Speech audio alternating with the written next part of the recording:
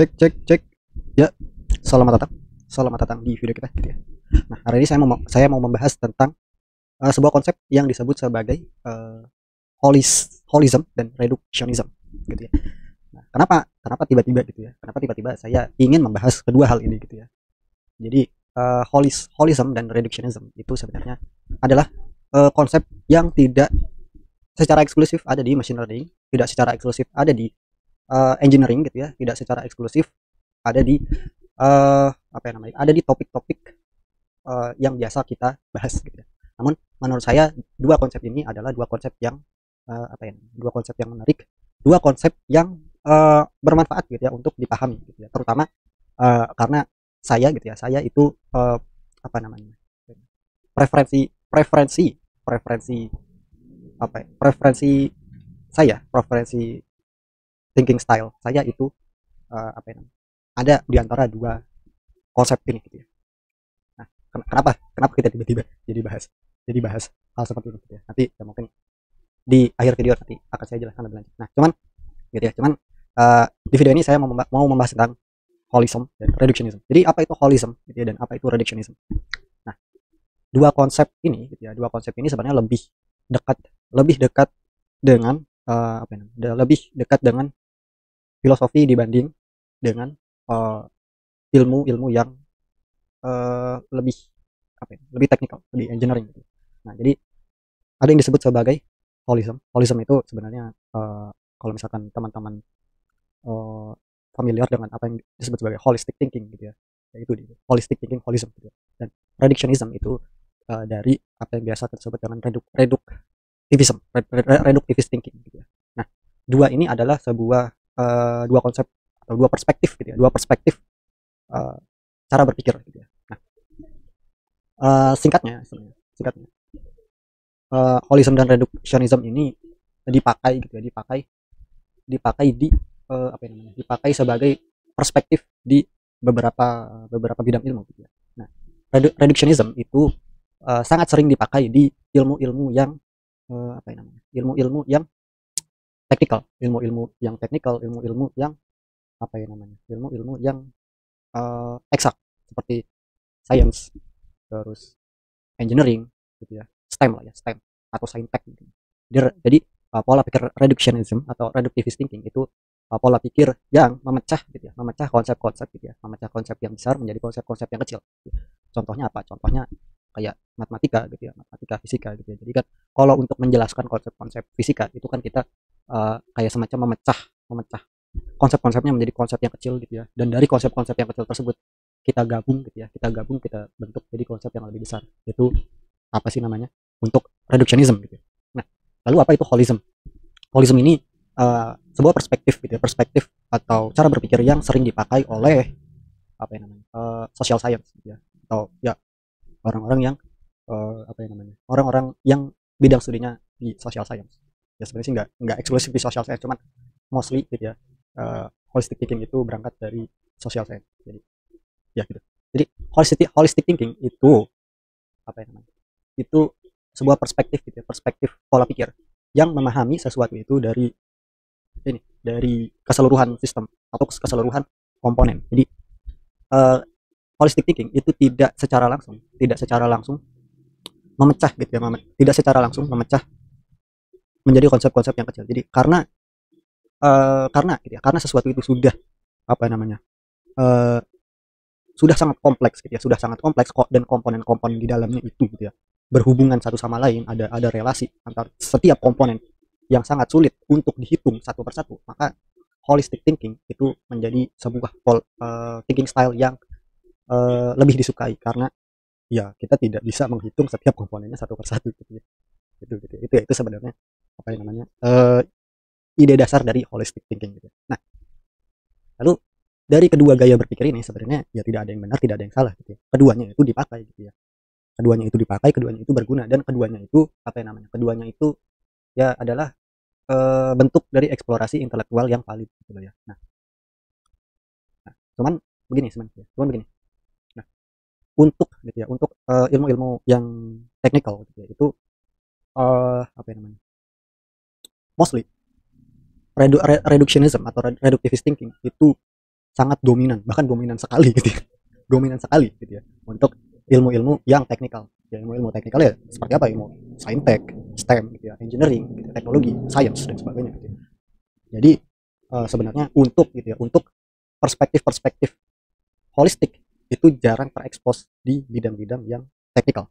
Begitu juga gitu ya untuk ilmu-ilmu yang social science gitu ya.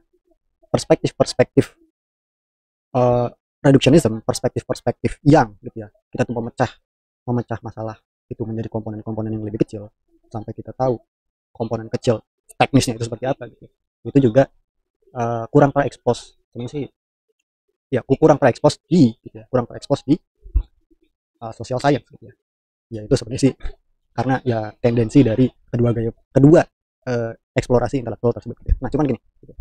Cuman gini uh, kalau dari penjelasan tersebut gitu ya, kalau dari penjelasan tersebut, kalau dari apa sih namanya, kenapa dua dua gaya berpikir tersebut ada gitu ya, itu kan kita tahu bahwa keduanya itu adalah uh, gaya gaya intelektual yang valid, gaya berpikir yang valid gitu ya. Keduanya itu sama-sama punya kelebihan tersendiri, punya kekurangan tersendiri gitu ya. Nah sebenarnya gitu ya, uh, kenapa saya menjelaskan kedua konsep ini gitu ya, ini karena apa yang namanya, untuk apa yang namanya, untuk uh, in real life problem atau masalah-masalah yang terjadi yang kita temukan di real life itu uh, tidak bisa diselesaikan dengan satu gaya berpikir saja gitu ya. Tidak bisa diselesaikan hanya dengan reduktivisme dan tidak bisa diselesaikan hanya dengan cara berpikir holistik. Nah, gitu ya. Jadi apa yang namanya? Sebenarnya yang mau saya apa ini? Yang mau saya jelaskan gitu ya, bahwa kedua kedua cara berpikir ini adalah valid.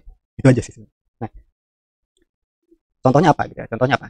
Saya kasih sebuah contoh di mana uh, holistic thinking dan reductivist thinking itu dibutuhkan gitu ya.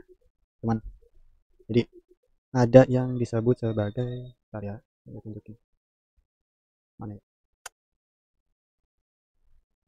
Saya tampilin dulu deh. Saya lupa namanya. Jadi waktu itu Hupo pernah menjelaskan sebuah contoh yang sangat menarik, gitu ya, sangat menarik. Ini contoh. Sebuah contoh yang menarik. Bagaimana, gitu ya, bagaimana pola pikir reduksionis dan pola pikir holistik itu dibutuhkan. Mana ya? Nah, for 1 equals 0. Nah, ini dia. Saya tepat ada di bagian yang menjelaskan tentang hal ini. Gitu. Jadi konteksnya adalah Hupo atau ini ya, Hupo itu menjelaskan sebuah paper, gitu, sebuah paper yang menunjukkan pembuktian matematis bahwa kita itu hidup di dalam kita itu hidup di dalam kita itu hidup di dalam simulasi. Jadi ada sebuah paper, ada sebuah apa yang namanya, ada sebuah paper yang membuktikan secara matematis bahwa kita itu hidup di dalam simulasi. Nah, namun gitu ya,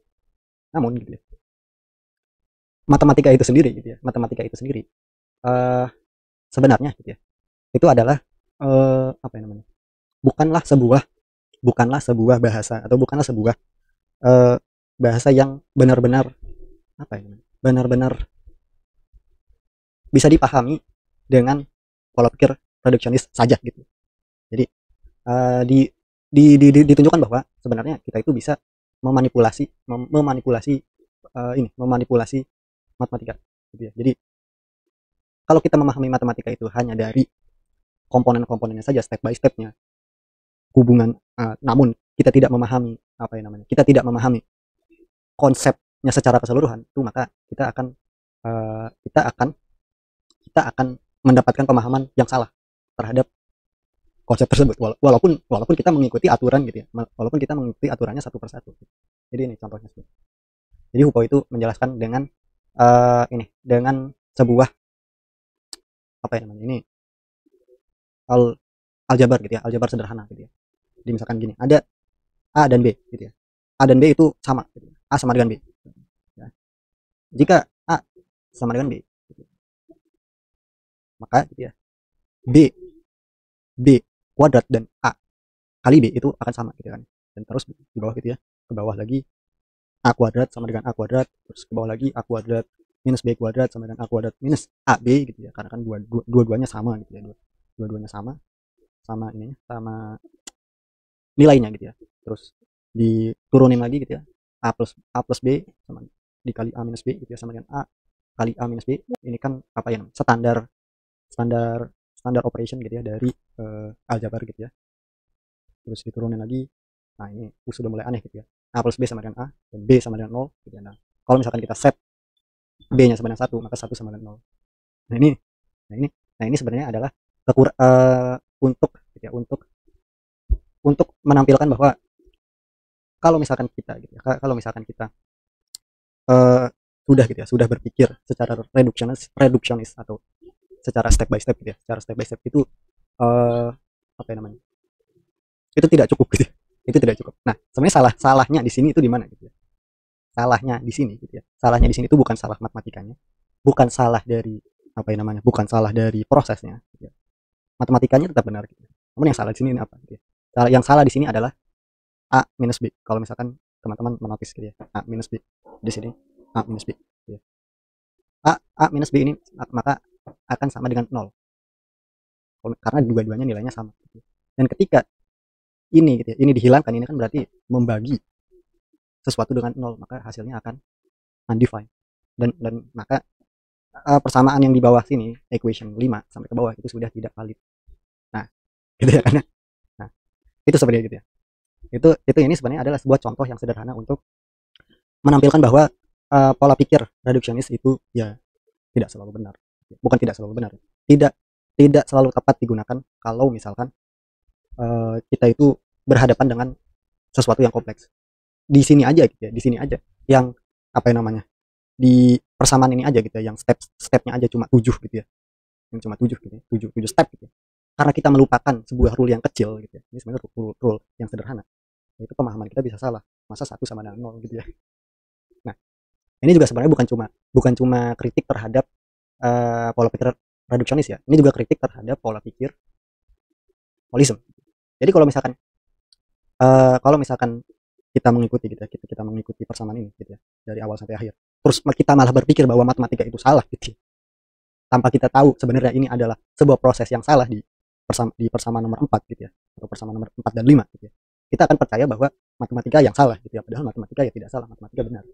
Kita hanya saja kita mengabaikan faktor kecil gitu ya, yang kita tidak tahu kalau misalkan kita terlalu apa ya namanya, kita terlalu condong ke holistic thinking yang apa ya namanya, kita tuh terlalu condong di holistic thinking yang sampai kita tuh tidak paham gitu ya, tidak paham komponen-komponen kecil yang atau detail-detail teknis yang ada di dalam suatu sistem. Jadi ini sebenarnya dua dua dua kritikan gitu ya, atau dua ini contoh ini itu adalah satu contoh untuk semua gitu, satu contoh untuk dua perspektif gitu ya. Jadi kalau misalkan untuk orang yang punya preferensi holistic thinking ya, makanya gitu ya, makanya pahami hal-hal teknis untuk bisa menemukan gitu ya, untuk bisa menemukan apa yang salah. Dan untuk orang-orang yang punya preferensi di reductionist thinking, cobalah apa yang namanya, cobalah berpikir zoom out gitu ya, atau mundur untuk melihat apa yang salah gitu ya dari suatu sistem, apa yang salah dari sebuah gambaran besar gitu, dari situ. Jadi ini contoh sederhana gitu ya, contoh sederhana dari kenapa kita butuh berpikir holistik dan kenapa kita butuh berpikir reductionist at the same time gitu. Jadi tidak. Nah, jadi begitu gitu ya. Jadi untuk apa yang namanya, untuk masalah-masalah in real life yang sudah kadung ribet gitu ya, sudah kompleks gitu dari sananya, ya berpikirlah secara holistik. Namun gitu ya, untuk menemukan detail-detail ya kita harus berpikir secara reduksionis atau ya tahu teknis-teknis kecil. Jadi begitu gitu ya. Ya mungkin satu lagi, kalau misalkan teman-teman pengen mendapatkan contoh yang lebih ini ya, yang lebih relevan selain dari contoh ini gitu ya, selain dari contoh persamaan matematika ini, mungkin ada buat contoh yang bisa saya kasih gitu ya. Jadi eh, transformer model gitu. Transformer model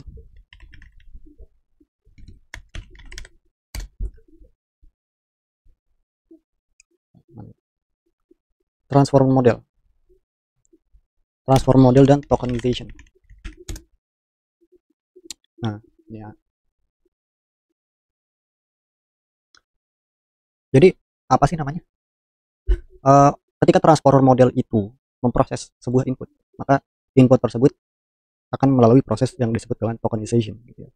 Nah, tokenization ini akan gitu ya mengkonvert misalkan kata gitu ya menjadi angka gitu ya. Dan angka-angka inilah yang akan diprediksi gitu ya oleh si transformer model.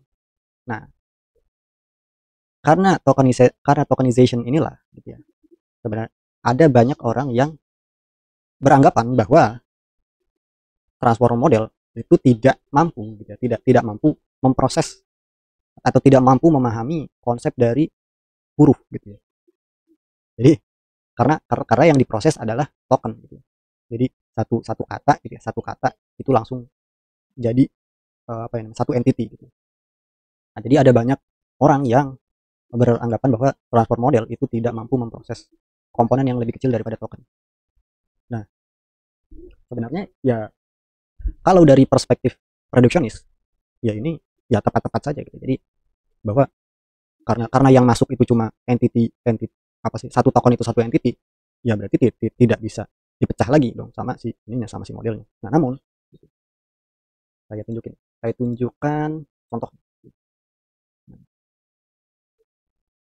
Nah, ini deh. Nah, ya.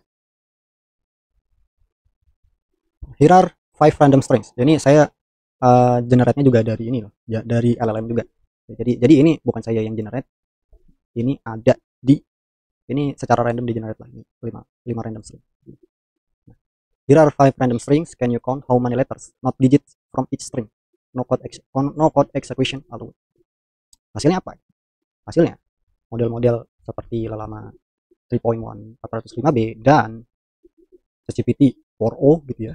Itu bisa gitu ya, bisa ngasih tahu gitu ya. Bisa ngasih tahu jumlah karakter atau jumlah huruf yang ada di dalam suatu random string gitu ya. Misalkan THG DLPM T ya, HGDLPM EKORAB ya. Ini juga sama nih. Dan bahkan dia juga ngasih tahu juga gitu ya, hurufnya apa aja gitu loh. Tuh, ya. Tuh. Ini juga nih. Nah, ini juga.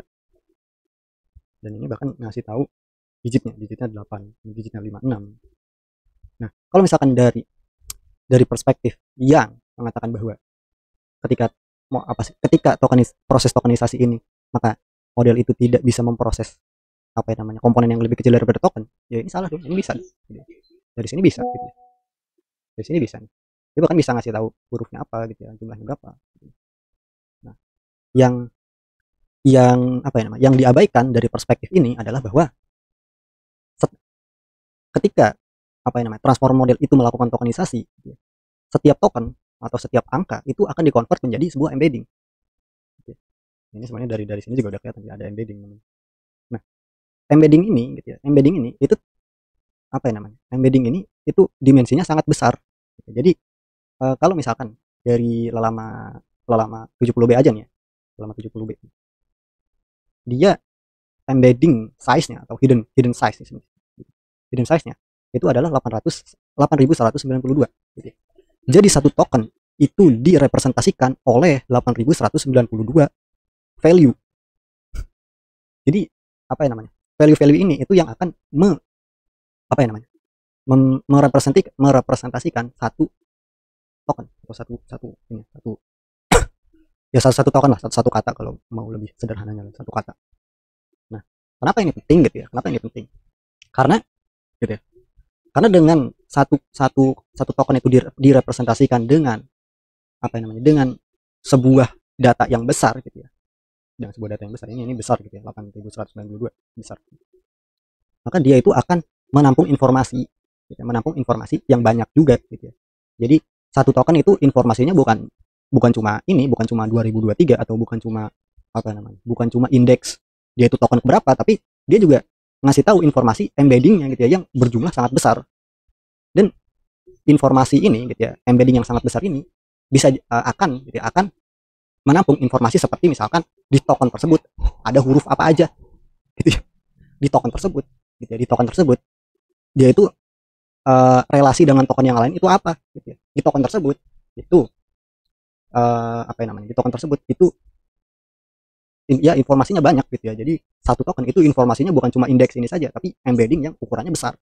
Nah, makanya gitu ya, untuk memahami apa yang namanya, untuk memahami sebuah konsep yang rumit ya, pola pikir holistik dan reductionism itu ya dibutuhkan pola pikir. Jadi kalau misalkan kita terlalu berpikir reduksionis, kita bisa jadi mengabaikan faktor-faktor kecil gitu ya, di luar ini ya, di luar komponen-komponen yang kita pahami gitu ya, yang akan berpengaruh. Kalau misalkan kita terlalu holistik ya, atau kita terlalu apa ya, kita terlalu condong gitu ya, memakai pola pikir holistik, ya kita bisa jadi ya nggak paham gitu ya, nggak paham teknis-teknis spesifik di dalam suatu sistem. Jadi ya pahamilah dua-duanya gitu ya, pahamilah dua-duanya. Ya sebenarnya sih ini ya, sebenarnya